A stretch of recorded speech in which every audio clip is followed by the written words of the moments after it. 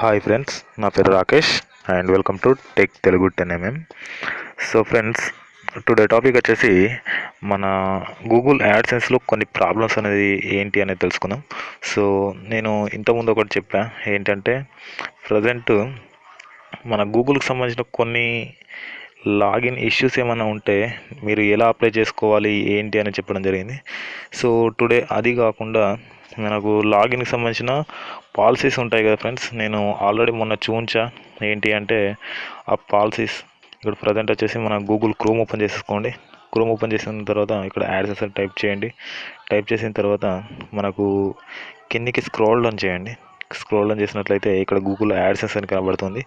ఈ యాడ్సెన్స్ మీద క్లిక్ చేయండి ఒకసారి, ఓకేనా. క్లిక్ చేసిన తర్వాత మనకు ఏ మెయిల్ ఐడి అయితే ఉందో ఆ మెయిల్ ఐడి తోటి లాగిన్ అవ్వండి.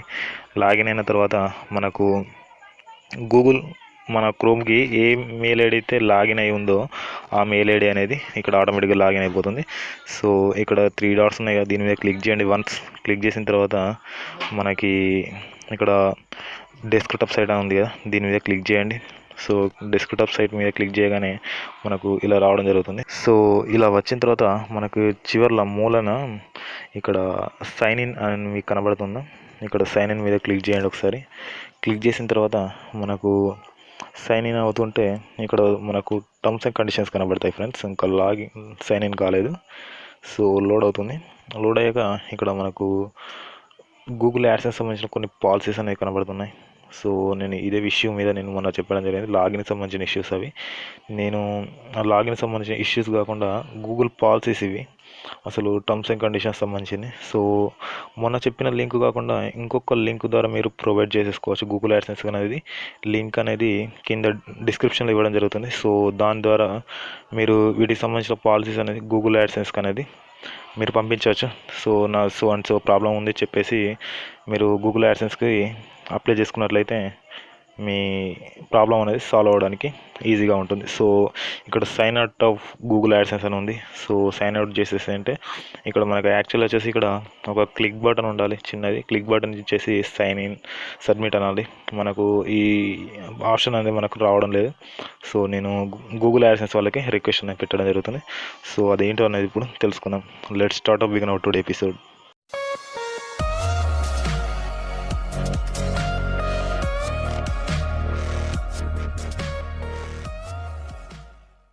సో మనకి ఇక్కడ ప్రజెంట్ వచ్చేసి నేను మన యొక్క గూగుల్ క్రోమ్ అనేది ఓపెన్ చేయడం జరిగింది. ఇక్కడ గూగుల్ క్రోమ్ అనేది ఓపెన్ చేసుకోవడం జరిగింది.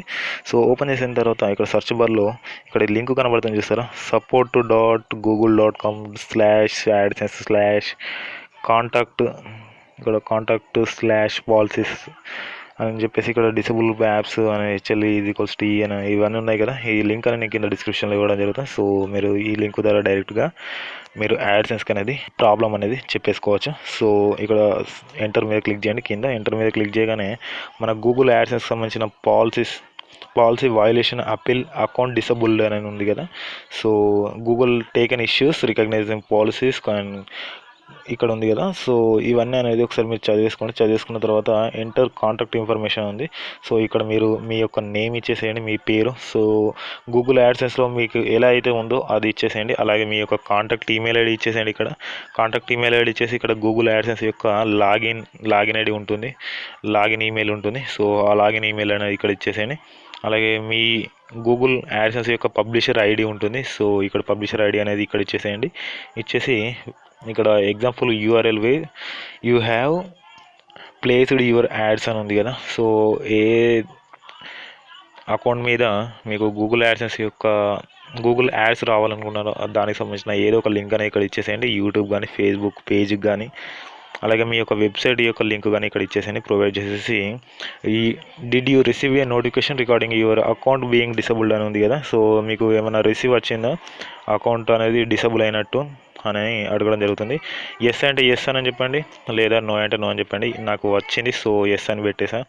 సో ఇక్కడ మీకు దీనికి సంబంధించిన గూగుల్ యాడ్సెన్స్ సంబంధించిన ఏమన్నా మీకు ఇంకేమైనా ఇష్యూస్ ఉన్నాయంటే ఇక్కడ మీరు ఇచ్చేసేయండి. ఏంటంటే ఇక్కడ ఏమైనా రాయదలుచుకున్నట్లయితే, వాళ్ళకి ఏమైనా చెప్పదలుచుకున్నట్లయితే సో మీరు ఇక్కడ దీని మీద క్లిక్ చేయండి. క్లిక్ చేసేసి మీరు ఇక్కడ రాసేయండి. సో నేను ఇవన్నీ ఫిలప్ చేయడం జరుగుతుంది.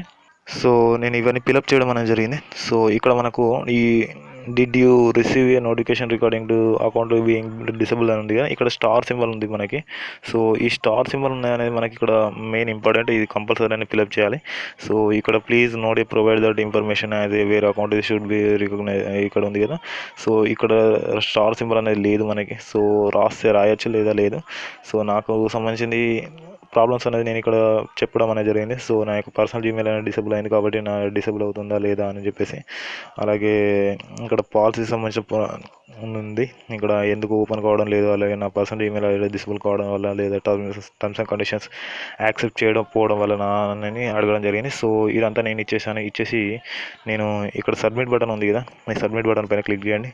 క్లిక్ చేయగానే ఇలా మనకు రావడం జరుగుతుంది. So the form has been submitted to AdSense support. You will try it back to within 24 hours. అంటే వితిన్ 24 అవర్స్లో మనకు వాళ్ళు రిప్లై అనేది ఇస్తారు. ఒకవేళ రిప్లై కనుక ఇవ్వలేకపోయింటే మినిమం 48 అవర్స్ లేదా అంతకంటే ఎక్కువ టైం కూడా పట్టొచ్చని చెప్పడం జరుగుతుంది. సో ఫ్రెండ్స్, ఈ వీడియో మీకు నచ్చితే లైక్ చేయండి, అలాగే షేర్ చేయండి, సబ్స్క్రైబ్ చేయడం మాత్రం మర్చిపోకండి. And see you, bye bye.